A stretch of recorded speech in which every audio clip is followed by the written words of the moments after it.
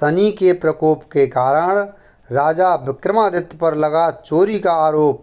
देखते ही देखते खूंटी निगल गई हार। किंवदंती है कि एक बार सूर्य, चंद्र, मंगल, बुध, बृहस्पति, शुक्र, शनि इन 7 ग्रह तथा राहु केतु 2 छाया ग्रहों का आपस में विवाद छिड़ गया कि हम में से सबसे प्रभावशाली एवं बड़ा कौन है। जब आपस में कोई निर्णय न हुआ तो इंद्र की सलाह पर राजा विक्रमादित्य से निष्पक्ष निर्णय की मांग की गई। राजा विक्रमादित्य असमंजस में पड़ गए, क्योंकि वे जानते थे जिस ग्रह को वो छोटा बताएंगे उस ग्रह का प्रकोप उन्हें सहना पड़ेगा। राजा विक्रमादित्य ने नवग्रहों के धातु अनुसार सोना, चांदी, कांसा, पीतल, सीसा, रांगा, जस्ता, अभ्रक और लोहा के 9 सिंहासन बनवाए, जिनमें सोने का सिंहासन सबसे आगे तथा लोहे का सिंहासन सबसे पीछे रखवाया।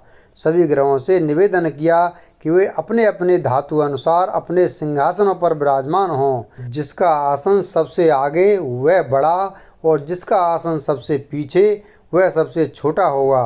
सोना सूर्य का धातु है, इसलिए सूर्यदेव सबसे आगे रखे सोने के सिंहासन पर विराजमान हो गए।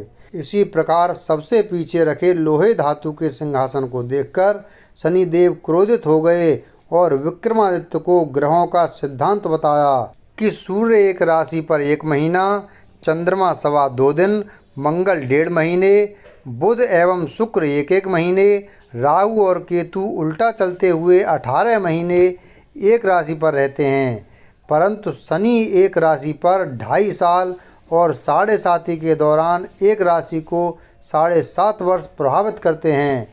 कुछ समय बाद जब राजा विक्रमादित्य पर शनि की 7.5 आई तो उन्होंने सबके मना करने के बाद भी शनिवार के दिन एक काला घोड़ा खरीद लिया, जो राजा को सुनसान जंगल में सवारी के दौरान गिराकर भाग गया। जंगल में राजा को डाकुओं ने लूटकर उसे काफ़ी यातनाएं दीं।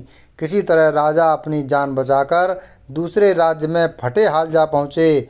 वहाँ उन्होंने एक सेठ से बिना अपना परिचय दिए भोजन मांगा। भोजन करते समय राजा विक्रमादित्य ने एक बड़ी आश्चर्य की बात देखी कि एक खूंटी पर सोने का हार लटक रहा था, जो धीरे धीरे खूंटी के अंदर समा गया। राजा ने सेठ को यह बात बताई, पर सेठ ने यह बात नहीं मानी कि खूंटी हार खा गई। चोरी के इल्ज़ाम में सेठ ने विक्रमादित्य को बंदी बनाकर अपने नगर के राजा के पास पेश किया, जहाँ दंड स्वरूप उसके दोनों हाथ पैर काट दिए गए और उसे मरने के लिए भूखा प्यासा जंगल में फेंक दिया गया। यह सब घटनाक्रम देखकर विक्रमादित्य समझ गए कि यह शनि का ही प्रकोप है। उधर से एक व्यक्ति अपना कोलू का बैल लेकर जा रहा था। उसने हाथ पैर कटे विक्रमादित्य पर दया करके उसे कोलू के बैल पर बिठा दिया और बैल की लगाम उसके मुँह में फंसा दी, जिससे विक्रमादित्य अपने दांतों के बल से दिन भर बैल को चलाता था, जिसके बदले उन्हें रात को रोटी मिलती थी। विक्रमादित्य मन ही मन रोज शनिदेव से क्षमा याचना मांगते थे। शनि की 7.5 का प्रकोप समाप्त होने पर शनिदेव ने राजा विक्रमादित्य को स्वप्न में दर्शन दिए और कहा कि तुमने मुझे छोटा कहने का दुष्परिणाम देख लिया है। तब राजा विक्रमादित्य ने भविष्य में किसी का अपमान न करने का वचन दिया और शनिदेव से वरदान मांगा कि उनके जैसा दुख किसी को न दें। शनिदेव ने राजा विक्रमादित्य के हाथ और पैर वापस कर दिए। जिस राजा ने विक्रमादित्य के हाथ पैर कटवाए थे, जब उसे अपनी भूल का पता चला तो उसने उनसे क्षमा याचना की और अपनी कन्या का विवाह राजा विक्रमादित्य के साथ कराकर उन्हें ससम्मान उनके राज्य में पहुंचाया। कर्मफल एवं विधि के विधान अनुसार राजा विक्रमादित्य ने अनेक वर्षों तक शनि की पीड़ा का अनुभव किया और वापस अपने राज्य में आकर शनि के निमित्त पूजन, उपाय, दान पुण्य करने के पश्चात यह ऐलान कराया कि संपूर्ण ग्रहों में शनि श्रेष्ठ एवं न्यायाधीश हैं।